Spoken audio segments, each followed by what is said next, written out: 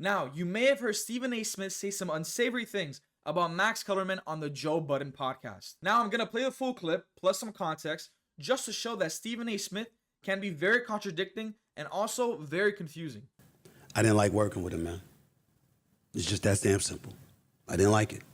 I thought the show was stale.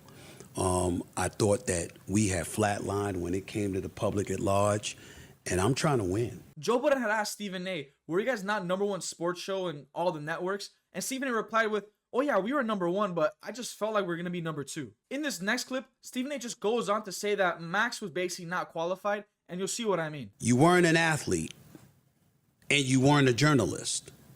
And the absence of the two components left people wondering, why should we listen to you?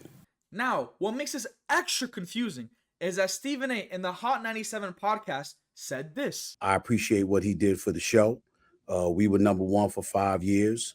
We stayed number one, and I appreciate that. The reason why I'm unapologetic about my position is that, number one, there's no knock against him personally, his professionalism, his work ethic, and all of that other stuff, his talent. But why is Stephen A now all of a sudden sliding Max, calling him not a journalist, not an athlete, that makes him not qualified? Even though, if you didn't know, Max Kellerman has been in the boxing game longer than I've been born. I'm 20 years old, and Max Kellerman has been watching boxing, talking about boxing, commentating boxing, basically his entire life. And on top of that, he's had a talk show host. He's the epitome of a sports commentator, and he's more than qualified to talk about sports. Also, Max Kellerman was probably the most sane voice on First Take. If anything, it was a breath of fresh air. It makes no sense to call him not engaging because it's the most relatable things that he says that I could relate to and many others could relate to. What sucks is that Max Kellerman was a good reason why that show was number one. And for some reason, Stephen A can't move on and still has to slander Max's name for absolutely no reason.